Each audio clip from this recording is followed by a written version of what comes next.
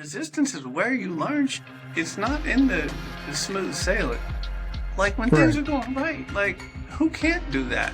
You know, it's go out there and learn it, and that's where you figure out what you're made of. You might figure out that you don't want to be a photographer. In my case, you think like, oh, maybe I want to be in the art direction side of things because this photography thing, I just can't shoot on anything that's not automatic. Like that's my favorite. As soon as I feel resistance, I lean in because that's where I know that means there's something good on the other side. You know, because you don't learn anything when you just cruise it.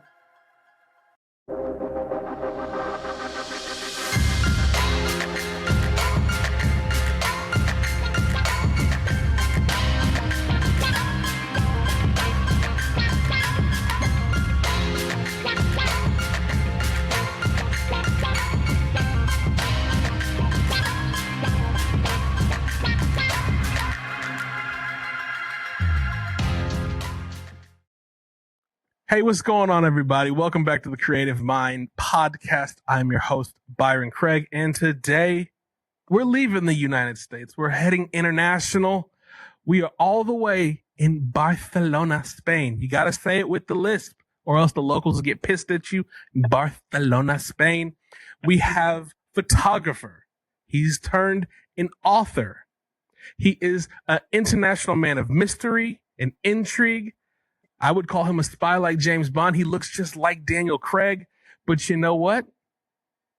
I'm happy because he's here. He's my friend and he's my brother. His book, Failing Upward, Tales of a Glorified Button Pusher, is on Amazon right now. He just sold a copy in Australia. Please, ladies and gentlemen, welcome my good friend and my brother. Literally my brother because we're family. He's met my sister all the way from Barcelona, Spain, Matt Blum. My man, what's up, buddy? What's That's a up, hell of an brother? intro. That's like a solid minute intro. I don't. That's serious. I don't know what to say to that. Hey, But that's way to hey, nail that, Barcelona. thank you. I've been practicing. It's the Portuguese that I'm learning. It's got to learn how to Hey, roll the tongues and yep, you got to be loose up there. have to. It's hard. Ladies love that. Never mind. I'll just quit. Get you in trouble. Ladies love Cool J and lady loves loose tongues and all of There this you sorts. go. Yeah, all of that. We gonna get in trouble. We're gonna take that off ramp right at the beginning. Okay, we got to let's divert back. Bro, I'm so happy that you're here. I'm appreciative that you're here. It's late or getting late in Barcelona. Get But started. but we got to get the party started. So that lovely 7-hour time difference. But Yeah. ladies and gentlemen, I met Matt when he was a photographer here in Dallas, Texas. One of the Yeah. greats. Man, I miss it. You know, I miss the people. I miss the food and I miss the people, right? Like, you know, the clients I miss too sometimes. Sometimes. Miss the Sometimes. money. Yeah, you know, American money is the best money. I would tell you that from over here. Facts. It goes the Yeah. furthest. It does, man. It has provided a nice lifestyle here, I'll put it that way. There you go. But see, you talk about the food of Texas and the food of America, bruh. You over in Barcelona where they have amazing food. We were talking about it before we even started. We were talking about Michelin. Mhm. You got tickets. You got El Celer del Can Roca. Wow. We were talking about this place in El Puerto de Santa Maria, Spain, called Apontemente. Like, come on, like these amazing spots. Spain's got good eats, bro. Man, they don't mess around. And a lot of things that, I mean, I just got back from Italy, and a lot of the bites that I was getting in Italy were being imported from Spain, which is, you know, I'm gonna piss off a bunch of Italians, including my wife, with saying that, but it's true. Spain's got some food, man. They don't mess around when it comes to food. They surely don't. Like, for real, really, Spain's got like, especially when you're talking about Michelin eating, Spain's got good food. And I'm assuming like even hole in the wall spots. Like, Yeah, I mean, dude, you're talking about like they've perfected it. They are the ones who practically invented this like little like bites, you know? So you can go and you can try so many things in like, you know, one sitting. I mean, the whole tapas concept is fantastic. Like you just go and you just crush stuff. I don't know what half of it is, you know? It's like, I mean, it's true. Like you get something and you're like, well, I mean, you gotta, even if it's bad, you gotta endure it for one bite. That's it. That's Just it. one. And you One got bite. wine. You got wine, so you can be fine. This is very true. And I've heard Spanish wine. Like, I mean, obviously, the Spanish wine you get in America, obviously does not compare to getting it straight from the source. Yeah, and it's the crazy part is like I think it's kind of it echoes through Europe the same way. You know, it's like Spain, France, Italy. You go to any restaurant and you just order like the house wine, and you're gonna get something that's like $3 for a glass, Mm-hmm. and it's gonna be better than the best $20 glass you're gonna get back home. Period. Facts. I bet. I bet. It's bonkers, and it's even more entertaining because when you go to the grocery store, you could buy a bottle of water. It's like $3, or you could buy a bottle of wine that's $3. So this, like, you have this moment where you're like, do I just go full alcoholic or should I hydrate? Got to do a little of both, man. I literally heard that the other day. Someone, I don't remember who I was talking to. They were saying that wine is so cheap in Italy, it's like pretty much the same as water. Water could be a little bit more expensive. So while you're there, just stock up. Yeah, you gotta. I mean, especially if you're visiting, like if you're just here on vacation or whatever, especially someplace like Italy or Spain or France, you just dive in. Like wine with lunch, it sounds a little reckless if you're, at a business lunch on a Wednesday in Dallas, Texas. If you're on vacation in Florence, Italy, get in there. Get You in could there. just take a nap. Like you're gonna be okay. Like it's gonna be fine. You'll be just fine. Don't worry. Yeah, And if yeah. if you're ever in Spain, Matt will hook you up and tell you all the good spots to go. Hell yes, I will. Hell yes, I Absolutely. will. All right, man. So let's get into this. Let's get it. I want to know, and I'm assuming people are going to want to know, what made you want to transition from Dallas, Texas, the great country, not a state, a country of Texas, all the way across the sea to Barcelona, Spain. It's a big case of the fuck it's, right? Because through and through, no matter where I've ever been in my life, where I've ever traveled, whatever, I've always introduced myself. When somebody says, "Are you an American?" I always say, "No, I'm a Texan," because that's for real. That's like it's who I am deep down. It's forever part of me.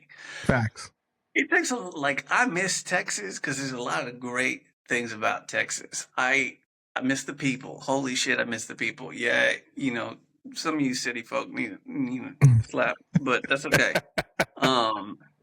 Just basic etiquette like merging. It's like a zipper, son, bitch. Like you ain't gotta. It's not complicated. So that I don't, but the rest of it I miss. And but what made me do it is I realized I wasn't getting any younger, and it took it took a real kick in the ass. Like a lot of things happened in 2022 that were like I would say traumatic in a way. Like my place flooded. I lost my dog. Like it was just kind of like a lot of things piled up. And it's one of those things like one of the great teachers in the world is trauma, and people really don't like discuss that. And I talk about it in the book because I called it the trio of trauma in the book because it was just bad shit just kept happening to me. But in that time, like my whole world like exploded. And I said, fuck it. And I bought a ticket to Paris because at the time, Paris was like my favorite player, one of my favorite places on the planet. And the tail end of that trip was Barcelona, strangely. And I always knew of Paris and Barcelona to be like my happy places. I knew I just needed like a hard reset at that time. So my wife and I went, and we went to Paris, and it was rainy and it was cold and it was fucking miserable, and I hated every minute of it. It like all the romance and the art and architecture and all the things that like normally made my brain tingle were gone, and I was just sad, and I'm all jet lagged and crying at night, and it was like the worst, right? Well, stumble through Paris for like 4 or 5 days, then go on to Barcelona. Barcelona, I get here. The first day I'm here, I'm walking down the street, the sun comes out, I feel it on my face. I'm just, it was like this revival. Like I was just like all of a sudden I was like, oh my God. I'm like, I feel happy. I felt hungry for the first time in weeks. Like I was and so I was just like shit. And so I sat down and I ordered a pizza and a beer. And my wife was like, wow, look at you. I was like, yeah. I'm like, this is like my moment. And so I'm just sitting there eating a pizza and beer in Spain, have a good like I'm finally like feel happy for the first time in like a month. So sitting there and I just looked at her and I said, if you tell me right now, if you say yes, we'll live here in 365 days from right now.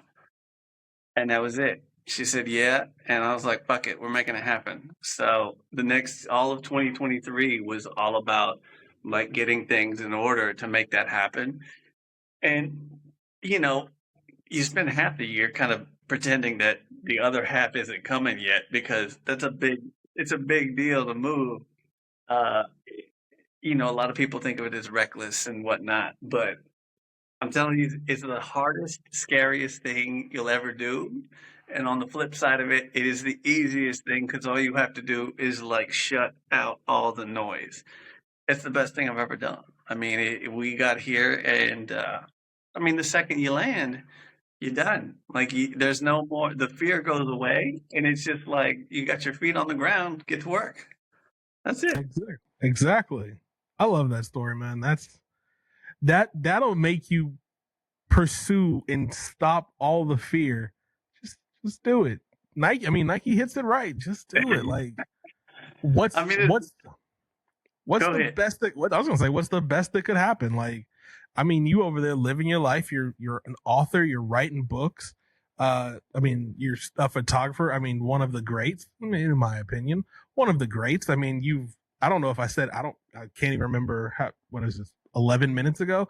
I don't even know if I listed your accomplishments working in Oh, Playboy, GQ, FHM, Esquire, Men's Health. And then you yeah. work with some of like the top talent model agencies, Ford, Wilhelmina. Like your list of accomplishments is like the ideal list of accomplishments that anybody who wants to be a photographer could ever dream about. I mean, I was lucky though. I say lucky, but I busted my ass obviously. But I was fortunate enough to work with people like Jessica Simpson, Tommy Lee. Tommy Lee was a real reason like I even broke into any celebrity stuff at all. Wow. He gave me a chance when I was driving cars for Hotel Zaza in Dallas, which Yeah. was crazy. I was driving him around. He was in the back, and they were talking about I don't know some ad he just shot, and I popped off because when the hell else are you going to get to talk photography with a celebrity? Like that doesn't come up. So I was just doing my job, but it came up. 6 months later, we shot, and it was just like everything steamrolled after that. That's all of my friends who are photographers who shoot a lot of celebrities. I have my good friend Eric Williams. He's like mentor. He's taught me a whole bunch about photography. He got his break from Dennis Rodman, and it always works that way. That if shooting celebrities is what you want to do, it's always one, and it's always like the obscure rebellious like rapscallion guy who's like, Yeah, yeah. I mean, why yeah. not? It's true. It's usually the ones. Well, and here's the other thing. Like, obviously, when most people get in front of a celebrity, they're not really engaged. They just want to like, oh, we need this selfie. Like, I need to get a picture to show that I saw you, which is kind of weird clout, but whatever. And then once you're like in front of them for a while, in my situation, like I was around them quite a bit, and but I never said a word because it's my job to just drive your ass from here to A to B, right? So he was just an anomaly. I mean, the other people who came through there that I talked to Heather Locklear once about shooting. Like, what the fuck, Heather? What, like, really? Like, what is she gonna? Yes. Show me your resume. Oh, I've got the 3 pictures on my business card. Like, yeah, what the fuck? You like that was back in the MySpace days. So I was, you know, Tommy just gave me a chance, and it was man, that was it though. That really like is what took it and like made it go. Yeah, but see, you had the access already to the celebrities. Again, you mentioned it. A lot of people take for granted that access that they have. They say, "Hey, I'm bussing tables." Like, I mean, Leon Bridges is a really good example of that. Like, this dude is working at Rose's Cafe in Fort Worth, busting tables. People hear him sing, and like, next thing you know, this dude is like huge. But like Hmm. you're a photographer who just is needing the access, and you get the access driving people around, which most people would qualify as not a glorious job. No. You driving them around, and all of a sudden you're like, hey, Heather Locklear, hey, Tommy Lee, I want to shoot. I'm a photographer. All I'm just asking is for 5 minutes of your time. Yeah, it was one of those things like it was like a big no-no, right? Obviously in that business to like, try to hit them up for anything. But for me, I was like, I did that job for I don't know, almost 3 years and Wow. I drove everybody. I mean everybody. Like you name it, like I think Paris Hilton has a selfie with me one night, which is hilarious. Uh but Not you. like Oh, I'm sorry. Hold on. Let's back up. Not a selfie with her. With, like you said, she has a selfie with you. Not yeah, you well, have one with her. That's I was driving though, and this is back in like disposable camera days, right? So yeah. she had like a bunch of girls. All I knew is I was driving some girls around, right? And they all pile in, and there's like 8 girls in this car. And then one of them leans forward and she's trying to like take this selfie with a disposable camera. And when she pops it off, I'm like, I cannot see. I'm driving. Like, and then I look at her and I'm like, shit, it's Paris Hilton. Like, she's just being stupid. And I was like, great. That's great. But I got to meet a lot of cool people. I met like Ozzy Osbourne. I drove multiple times. He was always in Dallas for something or other. Hmm. Um, I got a really good Christina Aguilera story, but I'll behave on that front. I didn't No, drive I her. want to hear it. No, you need some scoop. Okay, this is my favorite story from the hotel because it was the owner of the hotel. His name is Charlie. I will not say his last name. He's a wonderful man. I think he just sold the place. Anyway, he is in the hotel. He's always in the hotel. Like he's always there. He's always like grooming it, making sure his thing was like every time people stepped into the hotel, like even the regulars, he wanted them to see something different. So he was constantly like changing furniture around and like doing all sorts of art shit like that. Like it was really impressive. One day he's in there and a girl gets into the elevator and she's got a trench coat on and she's got a lamp. Like, and she's literally hiding the lamp. And she's got other people in there. And he gets in the elevator. He's like, what are you doing? And she was like, oh, it's just the lamp. And he was like, oh well, and she said, just bill it to my room. It's it's Christina Aguilera. Oh shit. And he doesn't give two shits. So he's like, okay. And she's like, yeah. She was like, whatever. And it like kind of blew him off. Didn't know who he was. He was just asking because he was like, you are all of 5 feet tall and you've got a lamp sticking out of your coat. Like, it's not like a small thing. Like, you just look stupid. Anyway. So it was her attitude towards the situation. So he Yeah. billed her like $10,000 for the lamp, Damn. and we were all like, "Oh shit!" And he was like, "Yeah, but they paid it, no big deal." And I said, "Well, how much did the lamp cost you?" He was like, $7.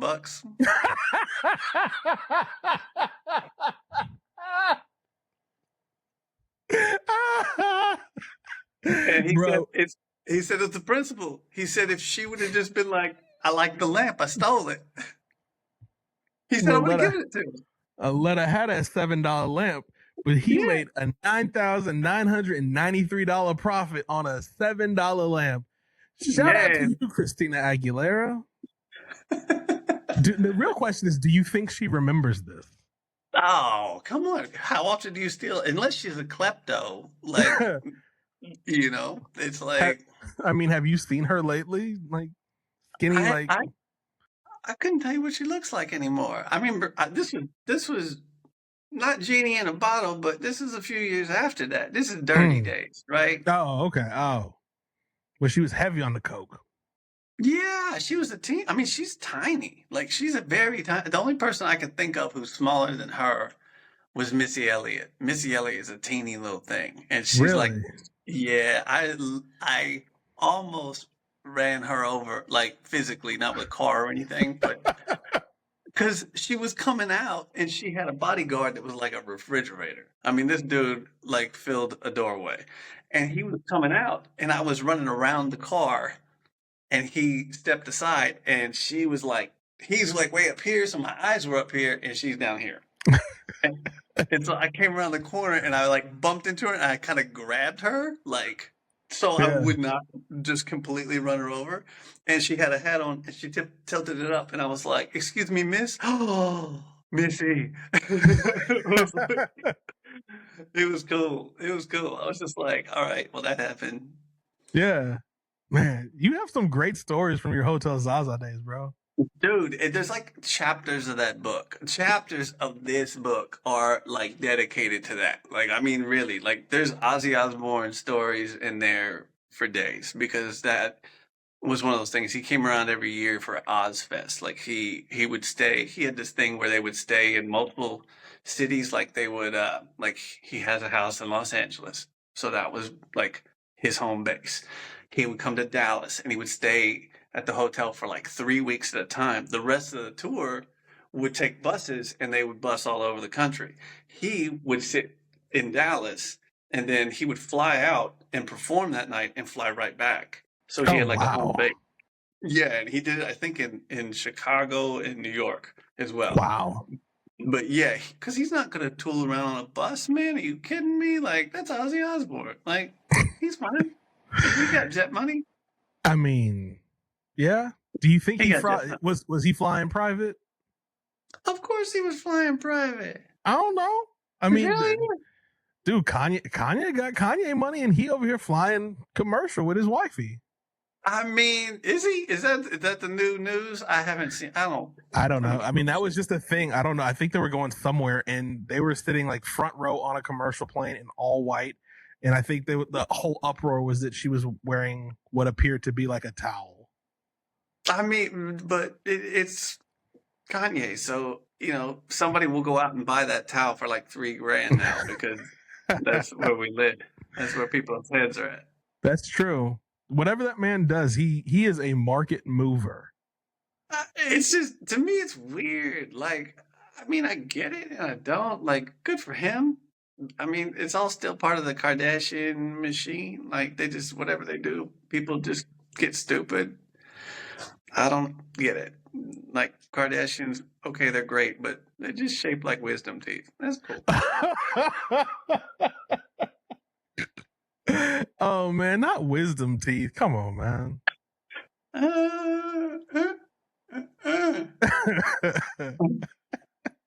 Hey, but Kim Kardashian, she's kind of evened herself out. She's not as wisdom toothy.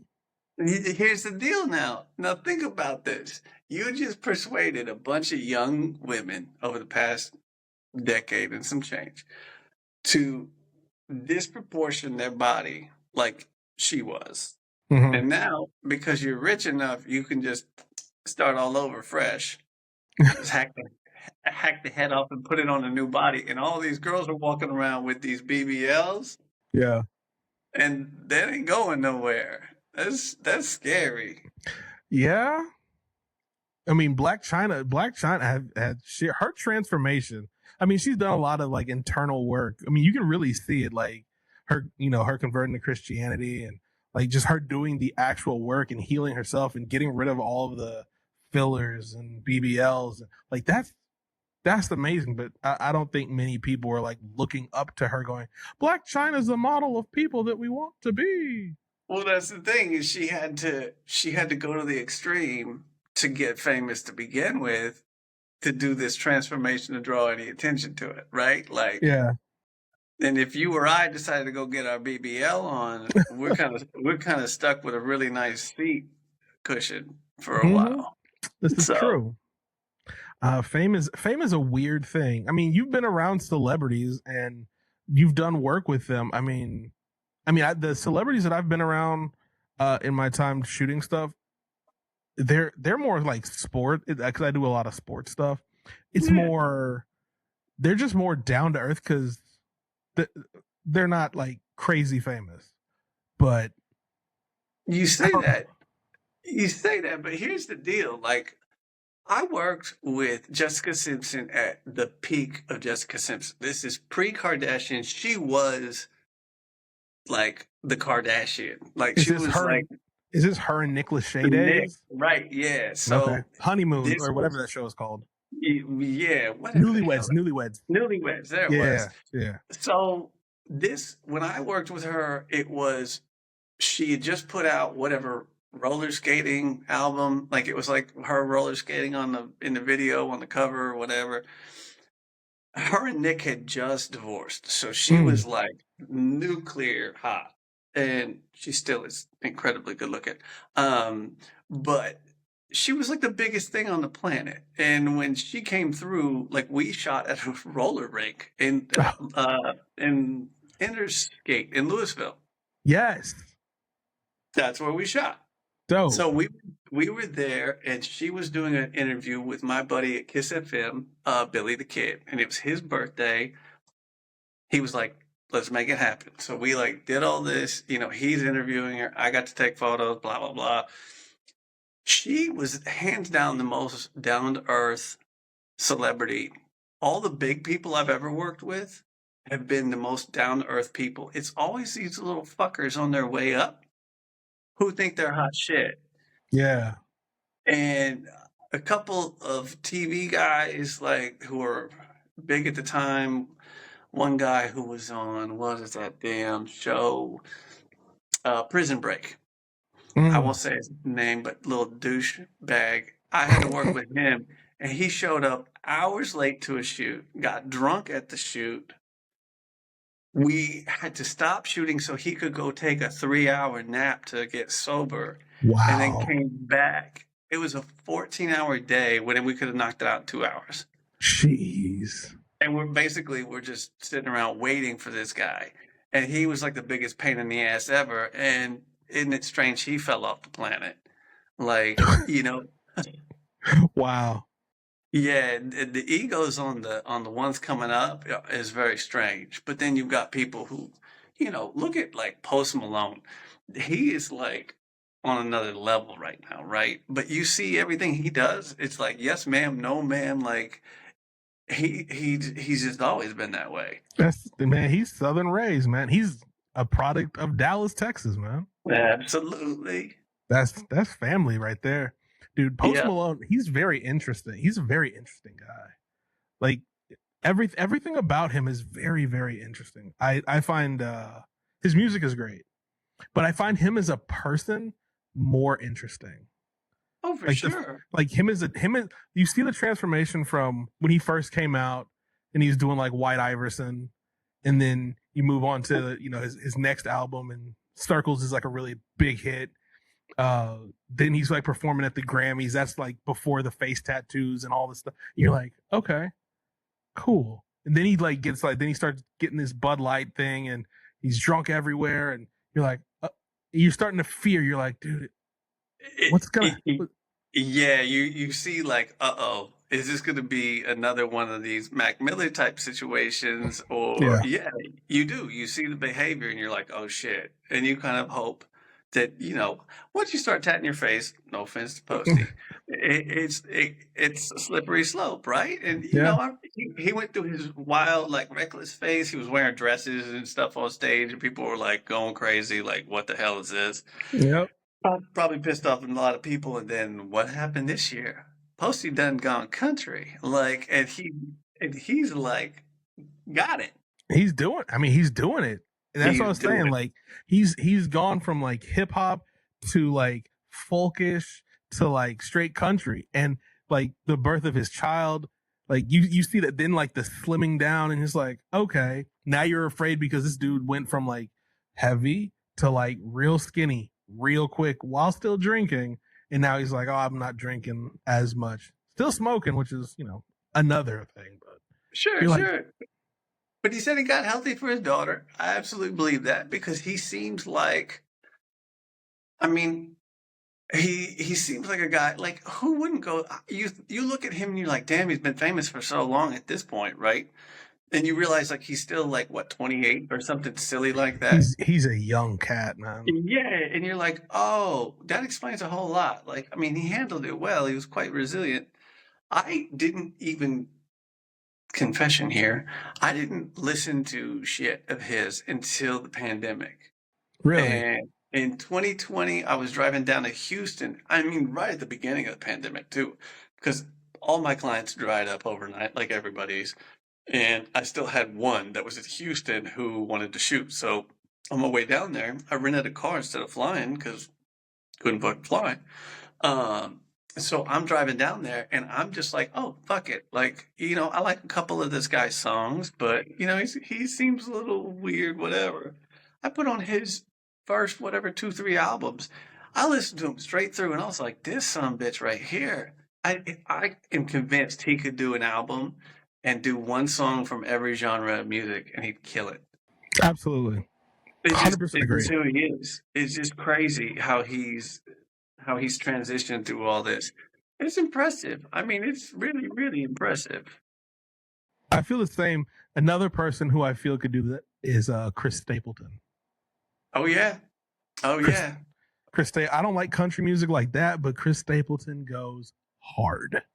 Yeah. What do you like? What do you think about the man of the moment, Jelly Roll?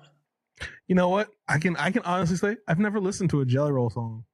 It was one of those things. That's the first time I heard his name. I was like, Jelly who? And then, somebody pointed him out and I saw like him on, I don't know, Instagram or something. And I was like, oh shit, like here we go. And then when he got whatever he won this past year, like what he win a Grammy, something like that. It's Country Music Award, I think. Yeah. So. Well, his speech, I was like, okay, like, he's like my age. We won't say how old that is, but no, I was like, that's damn impressive, man. And you hear his backstory and all that stuff, and all of a sudden you're like, okay, this is legit. So I've listened to some of his stuff, and I mean, it's good. I like people who have a soul. Like you feel you can connect with their music. I'm not gonna listen to Ariana Grande or whatever shit like that. I don't care. Want to be popular? I yeah, want to be popular. See, she can like count in all her songs.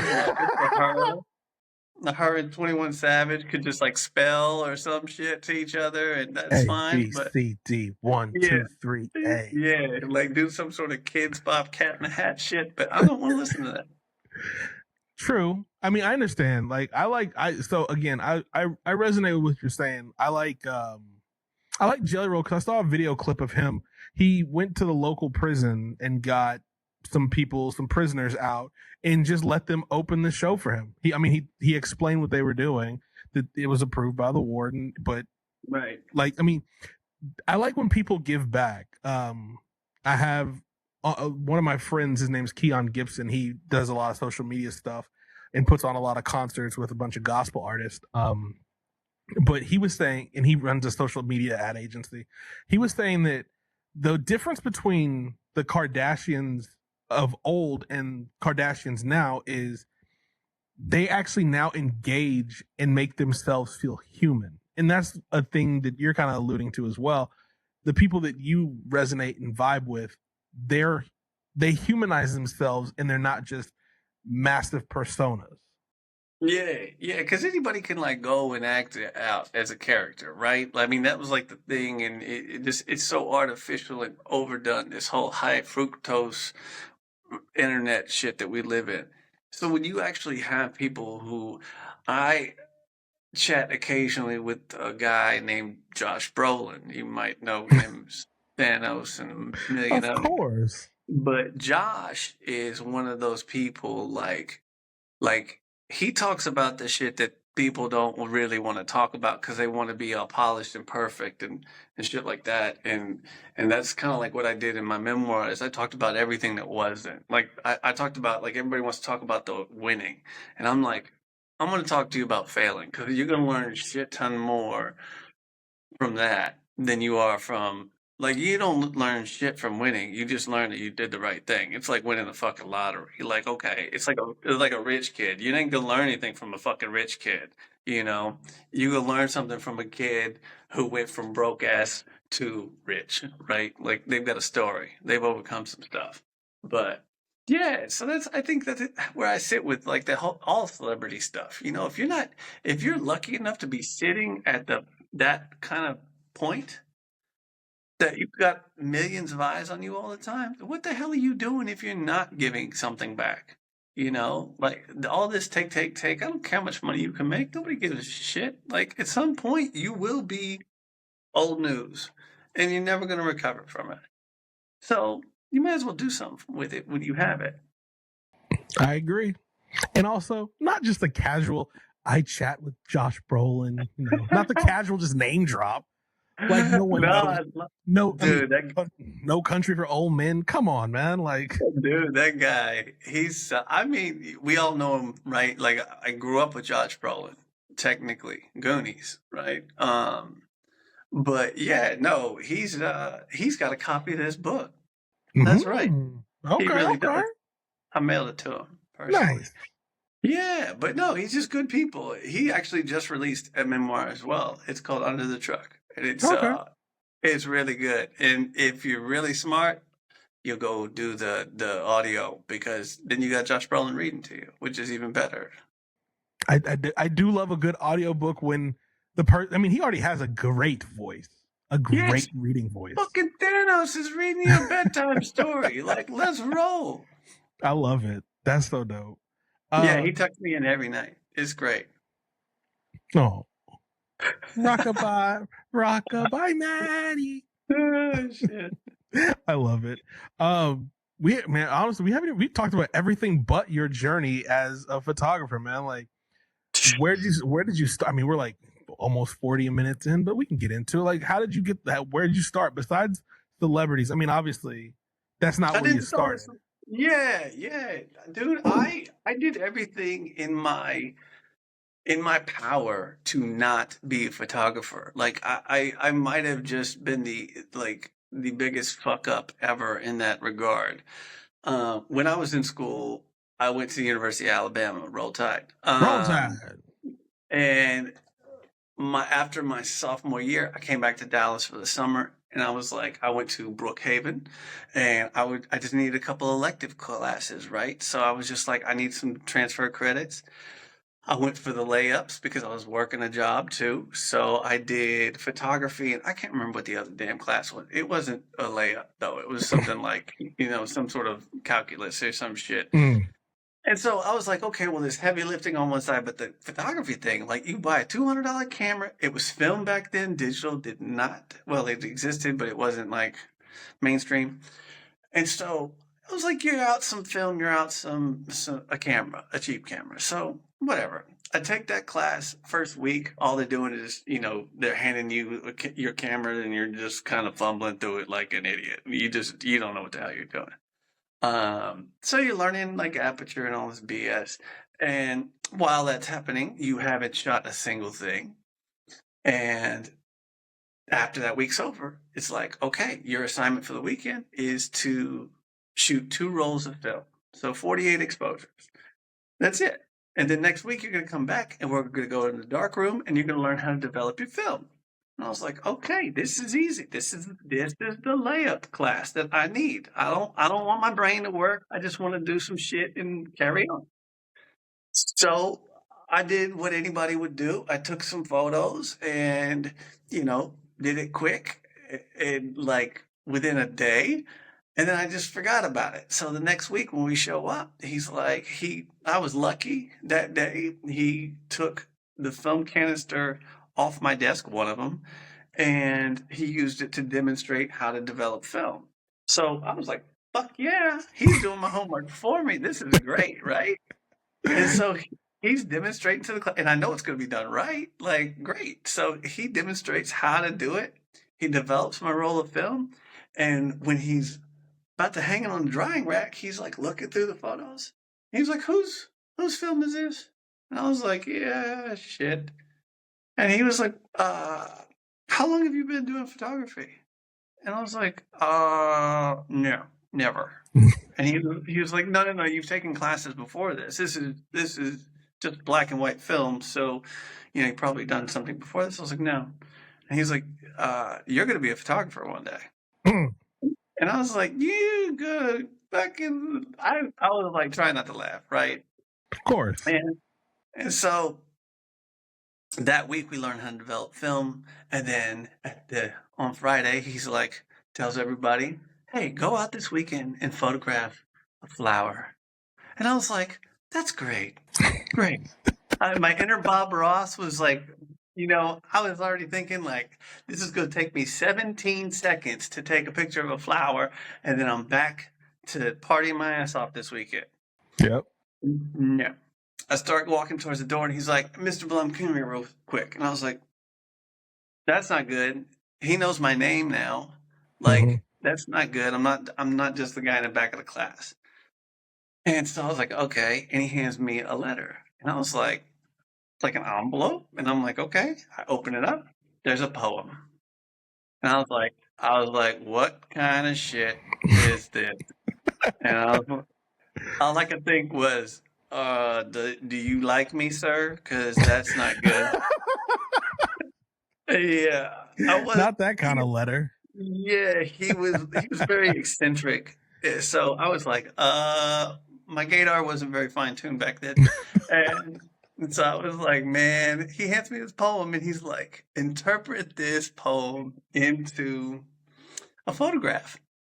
And I was like, yeah, but everybody else, they could take a picture of the flower thing. That's what we're doing, right? And he's like, no, you're going to do this.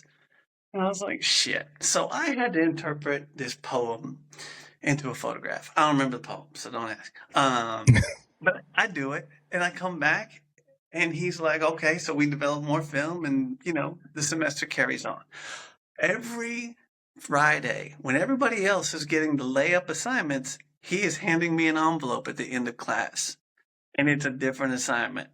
One was like show motion and a pictogram without having any moving parts. So pictogram was just basically flipping on the light on a piece of photographic paper, and you laid objects out on it. Like, what? Everybody else is, taking pictures of their girlfriends or whatever the fuck they're doing, and It's not fair. So he does this all semester to where I'm just like losing my mind. Because now my thing that was supposed to be a layup is now like me having to actually play like a whole game. So I was a little pissed at that. By the end of the semester, he gives one assignment to everybody: shoot your masterpiece.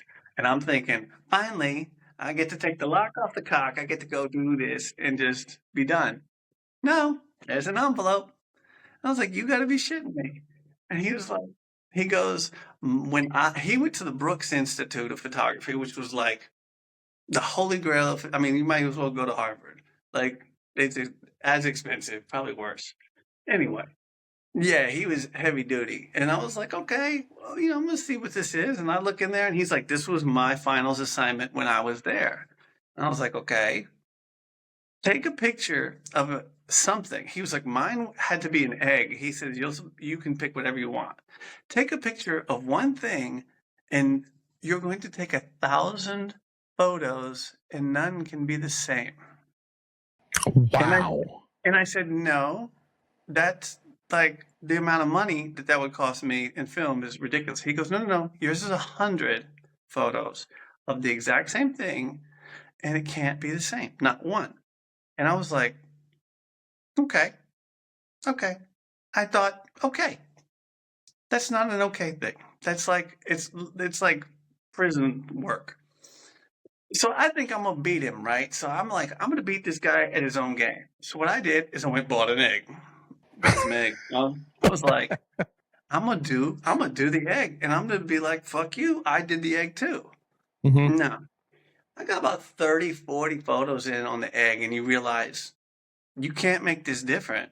Like, it's an egg, man. Like, you can walk around, take one step around it every time. Eventually, you just run out of room, and you're just Yeah. like, they're so close to the same. Yeah, so I was just pissed. I had like 2 weeks to complete this. I was burning through film. I was pissed, just angry, angry, angry, angry. And this is actually, I think I was working at Zaza towards the end of this. And I was coming home one night. I happened to live downtown. And I had to go around some police cars. They had pulled over a guy. So I Mm-hmm. pull up around them and I'm waiting for my garage door to open. But I'm watching in my side view mirror of my car as they're arresting this guy. And so I was like, oh shit. It was like cops, live and in Yeah. person. So all of a sudden it clicks like, holy shit. I take my camera because I've got it in my car and I take a picture of my side view mirror and they're, handcuffing this guy. I drove around the rest of the night and the morning and I was just angling my side view mirror on my car to reflect different stuff. So I was taking a picture of the exact same thing Mm-hmm. and it was something different in every time. So come Monday morning, I walk in there with like 200 photos. And I was like, bitch, I could have done 1,000,000. And I just dropped them on his desk and I was just like, what? And I was so proud. And he was like, that's great. Now go take a picture of your masterpiece. And you've got like 3 days. And I was like, shit. And so I basically got 2 assignments. I ended up going down to Austin that weekend because I had plans. I was dating a girl down there. Woke her up Saturday morning. I'm like twisting the blinds, trying to get the light right because she was like kind of half naked from here on down or whatever. Yeah. Okay. I'm like dragging the blanket. She's asleep. Like creepy shit. I'm doing creepy shit. But I was just trying to get the light right. She's all like stretched out and woo. And I was like, okay. So I take the shot. And I'm like, that's the shot. Done. Print it up. The final project was to go in the art show. So everybody's stuff went on the wall in the Mm-hmm. gallery. And I was like, oh, well, that's cool. So I bought like a $12 frame or whatever at Target, put it in there, gave it to him, was like, boom, done. He was like, this is great. I get a phone call next day. I was like, oh no, semester's over, bitch. Like I've done my stuff. Nobody calling me. And then he was like, so it's the curator for the gallery there or whatever. And she was calling on his behalf. And I was like, oh no, I'm done. I'm done. I'm Mm-hmm. not doing this with you. I have to go back up there and I'm just mad and pissed. And I'm like, dude, I've done everything you've asked. I've turned this little shit class into like, it's literally taken over my world. And I'm 21 years old and I'm supposed to be doing something else. Yeah. And you're ruining my life. Well, turns out somebody, not once, not twice, but 3 times had stolen my photo off the wall. Oh my God. Yeah. So the last time I go up there and I'm like, I thought it was about my grade. I thought it was about the Mm-hmm. class. I was just pissed. And I was like, what the fuck? And I'm like near tears. Like, I'm just mad. And they're like, well, actually, we just needed to know how much money to write a check for because we had to bolt your frame to the wall because it's been stolen 3 times. Wow. And I was like, wait, what? So that was the first piece you sold? Yeah, basically. Jeez. It was really funny because he was like, I think that's a testament to what you should be doing. And I was like, shit. That's also in the book. Hey. Get the book. But yeah, and that's so I did it for like a hobby, like for like a year, like just goofing off. And the girl that I was dating who was in that photo had friends who modeled and one of them one day said like, how much do you charge? And I was like, I'm $25, 25. Oh. That didn't cover like my film. And Yeah. yeah. And I didn't know. I was just like, yes.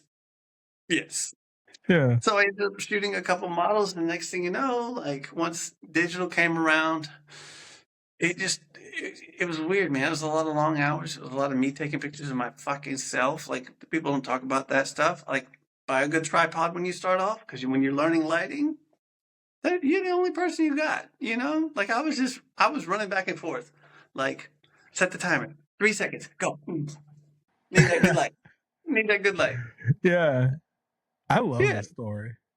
Yeah, man. So I started off like that. Eventually that was back in the MySpace days. So I got some traction. I shot some of those. What was her name?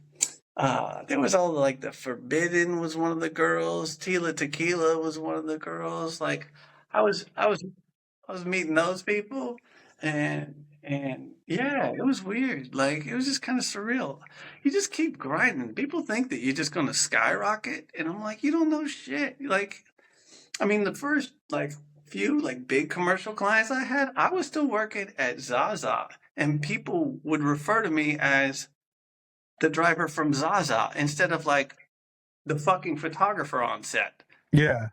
Yeah, I'm like, Wow. this is what I'm doing right now, but you're still referring to me as what I do to make ends meet. I was Right. like, you bastards, yeah. So you gotta grind, and that people think that you just go walk into stuff, and the younger generation now they like to talk about like, oh, you're gatekeeping information. I'm like, no, it's just you gotta go learn that shit. Like you don't just walk in and get the keys. Like it ain't how it works. Yeah. Do you think that there's a difference between people like you said, I mean, people talk about gatekeeping information, and that's the reason why this podcast kind of exists, is we want to talk about being honest, open, honest, transparent, being vulnerable, telling people like basically what your book's title is, failing upward. Do you think it does people a disservice that they want everything? I mean, children, I mean, even adults want it, like everything instantaneously, immediately, right here, right now. And yeah. I think it makes you lazy if you think that. I hate the term because people have used it when like talking about things that I have mentioned, and I'm like, there's no like I'm not supposed to just hand you the keys. Like just you want to be like Mario Andretti? Am I supposed to hand you the keys to my car to fucking learn how to drive? Like, no. First thing, you should probably get your own damn car. I'm not gatekeeping shit from you. It's just, I'm not going to give you everything you need. Like, why would I?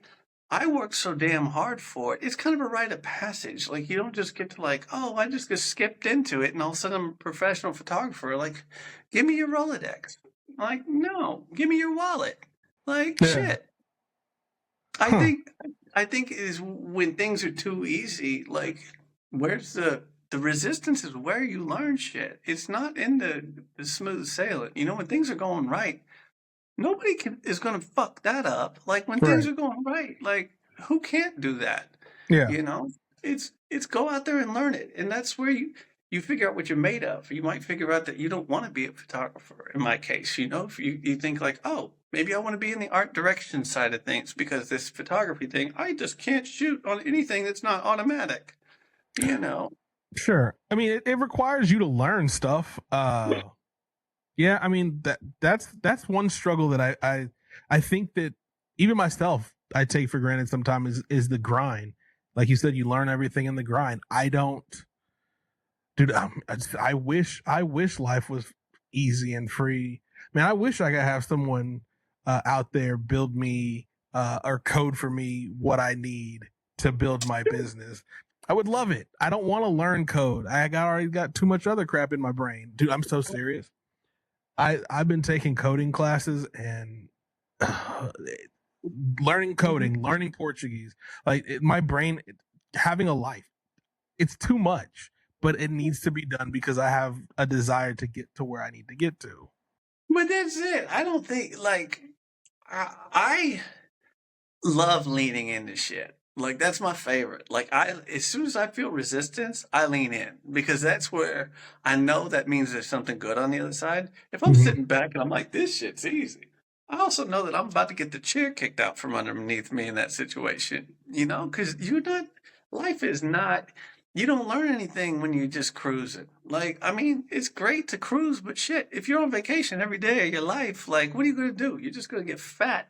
You know, if you're grinding, shit's going to happen. And once you kind of recalibrate your mind to do that, I think you're better off. I don't, funny with websites, I'm revamping all mine right now, all of them. And I'm doing the whole WordPress BS. And I haven't done WordPress anything in 15 years. So it's changed.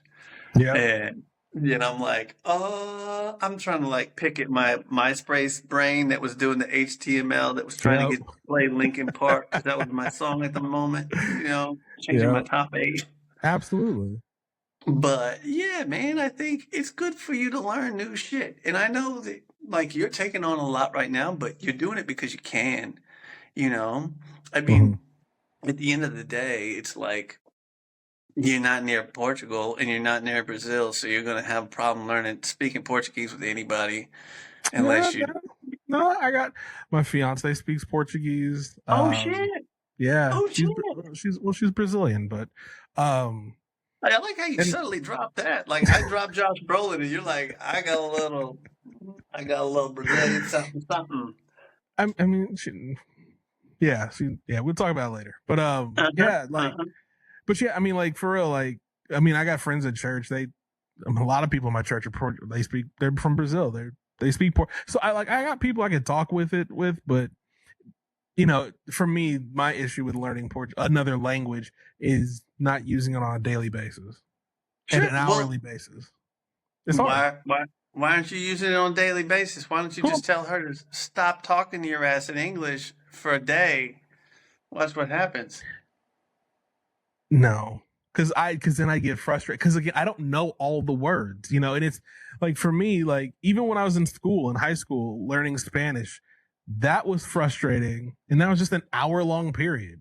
Because I'm the type of person where I'm like, I need to know exactly every little bit of everything because I am a super perfectionist, and that's I'm working really hard this year to you said it like the word multiple times, but I think like my word of the year for myself is reset. Like I heard it like multiple times yesterday. You've said it multiple times today. Like I think that's my word of the year is just resetting expectations, resetting like the way that my mind works. And then really realistically, I just want to like erase perfectionism. Yeah, That's because people don't look at it. Perfectionism is actually is a major problem because a lot of people use it as a barrier to not start because it's like if like I've got a friend who's a director and he for a long time was like he had such incredible I was this way. Fuck, when I started I was like I had crazy my imagination far exceeded my ability, right? And the problem was if I couldn't do it to that level that was in here, I didn't want to do it. And that kept me from doing so many things early on. mm-hmm. Whereas if you got to realize like perfection is in your mind first of all because even now I have works that I absolutely love, even my favorite stuff that I've ever shot. I'll still pick it apart, like from a technical standpoint, because you can always pull shit apart. It's easy to pull shit apart. People do it all the time on the internet. Mm-hmm. Post something happy on the internet. Watch what happens. People are like, asshole. You're like, I just said have a good day. Must be nice to have a good day. You're like, okay, Yeah. cool. So yeah, man. But it is. It's a reset thing, and it is kind of like you have to kind of reprogram your mind to start thinking like that. Because if you keep like putting that as a barrier to like, okay, well, if I'm not the best at it, then I don't even want to start that. Mm-hmm. Well, that's not a good way to do anything. Yeah. I mean, you got to dig in there and, you got to find the grind. You got to find the grind. And I know you're good at grinding. Oh, the You best. wouldn't have all this stuff on your plate if you weren't. This is very true. One thing about me is I'm gonna embrace the grind. I'm gonna just keep grinding. Whether this podcast has 5 views, 500, 5,000, or 5 Oh, million. we'll get like at least 7 or 8. I mean, oh, views. hey, I will take a solid 7 or 8 views because I know at one point in time, whether it's now or in the future, these conversations with all these people who are here are going to help somebody. Absolutely. I mean, that's like the reason I wrote the book. Like, it's not the reason I wrote the book. It's the reason I actually put it out. I sat on that book for 2 years. I wrote it during the Wow. pandemic, like 2001-ish. I wrote it somewhere in there and I just sat on it and I just hung it up because I was like, I just needed to get it all out. Mm-hmm. And, I got 100 and, I don't know, 60 pages or something into it. I wasn't trying to write a book. I was just writing shit. Mm-hmm.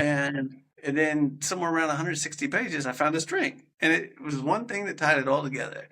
And so I just kept doing it, and I wrapped it up, and it sat for 2 years. And when I moved here, I was here for like 2 months, and I was like, fuck it. Like, I've changed everything else in my life. I've sold everything I own. I have moved to a different country. What the fuck could this possibly do? Yeah. And it did great. It's done really well. I'm really proud of it now. It's taken me a long time to admit that, but it's coming up. Actually, it's been 1 year in like a week. Will be when I Woo! released it. I know. Gonna have to have a birthday party for it. Happy birthday, book. Happy birthday, Yeah. falling upwards. I love it. Man, how's Matt Tam going? Matt Tam, Man, if that's I'm no, it's good. I'm trying to revamp the website. So I actually sold one of the largest piece of art I had ever sold. I sold this past year, and I don't even know how. Like the website was kind of hit or miss, and I was working a deal with I think Saatchi Art or something like that. I get a contact from this guy, and he's like, "I need a custom piece," and I was like, "Okay, for what?" And he sends me a Matt Tan thing. I thought he was asking for my photography, the Blum photography stuff. So mm-hmm. I was like, where are you looking? And he sends me one of my Matt Tan pieces. And I was like, that's crazy. And he's like, yeah, I need it 12 feet by 8 feet. And I was like, I'm sorry, what? And I was like, wait, what? And he had just bought a house in like upstate New York or something like that. Anyway, it's now like a wall in his house. So, Wow. yeah, that did not suck. It was a very nice commission. I bet. And for those who So, don't know what Matt Tam is, Matt has a other business outside of photography, outside of writing. He has his creative art business. another pandemic project is what we'll call that. That is That was true. yeah. I just went abstract. I had been shooting like random shit when I was on my travels. Right, it started in like I think it started in Mexico City, and I started taking these photos like in Japan and Seoul, South Korea, Thailand, and Paris. Like everywhere I was going, I was taking these crazy like long exposure photographs, and they were just abstract. And I just wanted like something that I wanted the motion of it and the colors of it to remind me of the place, essentially. And I didn't. This was never supposed to see the light of day. The pandemic happens. I put out one print that was like an 8 by 10, and I said, "I'm gonna sell. I'll put them up for sale, $100 a piece. There's 100 of them. Let's see what happens." Yep. Sold out in like 10 days, and I was like, I just made $10,000 in 10 days. I was like, holy shit! So Matt Tam was born. He didn't have a name at the time, but I didn't know what to do, so I actually took my mom out to lunch for her birthday. Go out to lunch, take her back home. Like before I drive back from Fort Worth, I was like, I gotta take a piss, right? That's a great story. Of I'm course. taking a I'm taking a piss at my mom's house. Um, on the windowsill, there's this little like pinch pot, the little piece of pottery, and it looks like a 2-year-old did it. But I pick it up. He's got my name on the bottom. And I'm like, what the hell is this? So I walk in there and I'm like, Mom, what is this? I was like, I made this thing. Like, how old was I when I made this? She was like, that was your first piece of art. You were like 5. Oh. And I was like, was I slow? Because my name's backwards on the bottom. And she was like, what? And I was like, why is my name backwards? And she said, you used to do that all the time until you were like a lot older, and I was like, I used to write my name backwards. And I was like, that's the dumbest thing I've ever heard. I was like, why did I write my name backwards? She's like, I don't know, but that's like the first piece of art you ever made. And so I looked at it. I was like, oh my God, I gotta go, because I had been looking for a like an alias to put the art out under, Mm-hmm. and I didn't want to like pick a name like Richard, because if I had to sign the name Richard, it'd be just weird, if somebody like recognizes you as an artist, and if it actually became something. I don't want to be, hey Richard, and I got to turn around to being called Dick. So yeah, so I see this piece of art, and all of a sudden I'm like, Matt Tam. It's like full circle, right? It's Mm-hmm. like me, and it's like the old me was, yeah, made it up. Matt and Matt backwards. That became the artist's name, and that was the origin story, I guess. I love it. I am fortunate enough to have a Matt Tam piece. Yes. And you know where it is? It's Where? it's still in the tube. Is it really? 5 years later, it's still in I got it. I got it sometime in 2020 from your house during the Yeah. pandemic. I was wearing a mask and everything in your house. You're like, dude, take that off. Take that off. We family. I'm like, oh, okay, cool, bro. Yeah, I ain't like, but yeah, it's still in the tube in my closet. In my current home, I just don't want to hang up art. I just don't. I have a really big piece above my fireplace from my friend Danielle Wolf. She was a UFC fighter, and she did art. So she like Jackson Pollock like this really beautiful piece that's above my fireplace. But that, and then I have a friend named Courtney who sent me an art piece, and it's just like a little small like little acrylic thing she did. But those are the only two pieces, because I don't want to sully the remaining part of this house that I don't like till I get the house that I do like. see, there's that perfectionism again. That and is it's that is right perfect. there. I literally could just put it in a frame and just like have it, but I don't know, dude. I have this very weird. When Andre, during the pandemic, Andre 3000 under his name Benjamin Andre, not Andre Benjamin, but Benjamin Andre, kind of like Matt Tam. He made like these really huge art pieces. And I bought one. It's like a spider that he drew. It's like What? 6 feet long. That's still in the tube too. It's very weird. Dude, But how do you get that? Like, where'd you buy that? he made a website, and it was like, hey, if you want it, there's not many of them. Come buy Really? it. Yeah, it's weird. I'll have to send you a picture of it. Like, Please not do. Please do. dude, it's like it's a weird, it's just a little sketch that he made, but they printed it on, it's like a really big long 6 foot by, I don't know, maybe like 3 feet. It's so weird, and I'm like, I don't have 6 feet of wall space to put this, but I mean, I'm grateful. I would have been more happy if he would have signed it, but Oh, he didn't sign it. he didn't sign it. At least yours, the one I got from you, it's authenticated and signed and dated and it's numbered. I think they just like mass produced them, because I mean, it wasn't cheap. It wasn't like expensive. It was like, I think like $60. I mean, but still, like, at least sign it, Dan. He could have signed the corner. Where am I going to get a 6 foot frame? I don't know. You're gonna have to get that. I got a place. I got a guy. Actually, I got a girl. She's not far from you. Actually, she's good. Okay. She's like half the price too of like normal. I mean, it's a ripoff. Yeah, I'll tell you, I won't pay full price for it. Yeah, I bought a lot of art. Dude, what was the deal about pandemic and art? I bought a lot of art during the pandemic. I don't know. I got this art piece. Danielle, my friend Danielle, she lives in San Diego. So, dude, shipping on that piece was ridiculous. I bought a Murakami when. Oh, that's right. Remember the black one? Yes. Yep. That was like, I've had 3 people try to buy that, and now it's just sitting in storage, and it makes me ill. I mean, if you want to bless your boy, stop it. You stop it. That's my baby, man. That's like my pride and joy. I'll take the colored rainbow one that's sat next to it. I'll take that guy.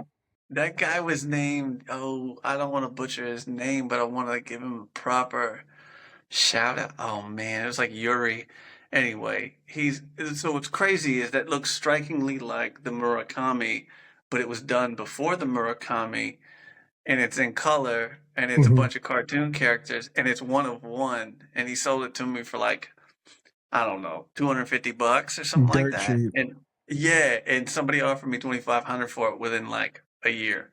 Wow. And I was like, okay, Jeez. I was like, I'm gonna be holding that. For Thanks. sure. Oh, for sure. Oh, I have one more art piece in my house. How could I forget? My friend Courtney Massey. She'll be on the podcast, I think, next week. But Oh, she her very first she made a like a it's a very long port, it's like a long canvas. She made it, it's beautiful. It sits in my game room.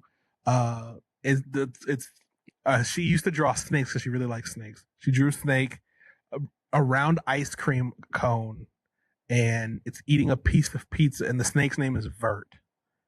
That was the very first piece of art I ever bought, and that was the first piece of art she ever sold. So, dang. Well, that's good. It's nice to make someone an artist. Like oh yeah, there are people I wish I would have done that with. I guess I helped. There's a guy. He's now a big deal. I saw his stuff in Paris, or was it London recently? It was London.